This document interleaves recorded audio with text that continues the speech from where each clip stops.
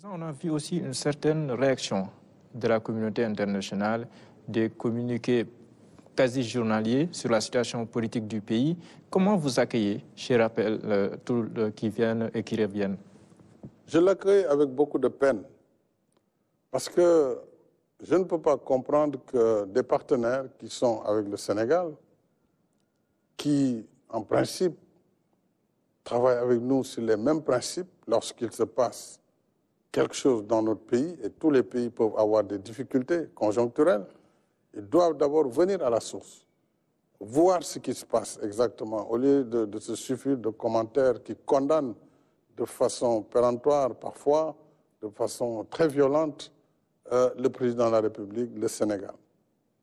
Ça m'a fait de la peine, parce qu'au Sénégal, jusqu'au moment où je vous parle, une seule loi n'a pas été violée. Personne ne peut dire que le président de la République, en abrogeant le décret, n'était pas dans son droit. Là, le Conseil a dit que ce décret était adossé à une loi qui elle-même est annulée.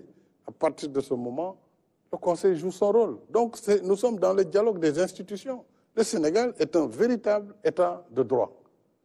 L'Assemblée nationale a eu son temps, a joué sa partition. C'est la seule qui doit voter les lois. Elle l'a voté.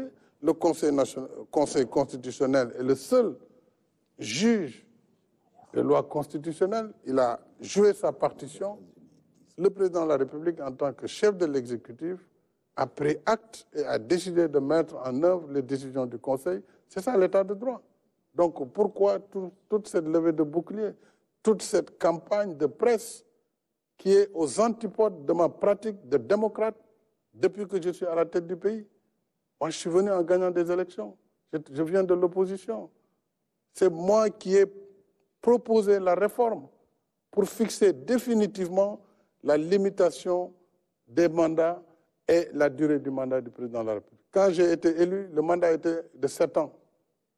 C'est moi qui ai proposé un référendum pour le ramener définitivement à 5 ans renouvelables une fois. J'ai refusé d'être tenté par un 3e mandat. J'ai été très clair. Je l'ai dit le 3 juillet. Je l'ai répété le 3 février 2024. Pourquoi on veut dire et faire dire avec des moyens importants de la presse internationale que le président de la République veut s'agripper au pouvoir? Mais si c'était ma volonté, j'aurais été candidat. C'est tellement plus simple. Je renonce à tout cela. Je construis mon pays avec tous les Sénégalais. Je ne mérite pas cette campagne internationale et je la dénonce de façon vigoureuse. Parce que moi, je suis un homme libre. Je suis un homme libre, je suis un Sénégalais, je suis un Africain. Et je suis un démocrate. Je n'ai violé aucune règle pour aujourd'hui me retrouver dans cette campagne nauséabonde qui est entretenue pour créer la tension et la déstabilisation de mon pays. Donc je dénonce ce fait.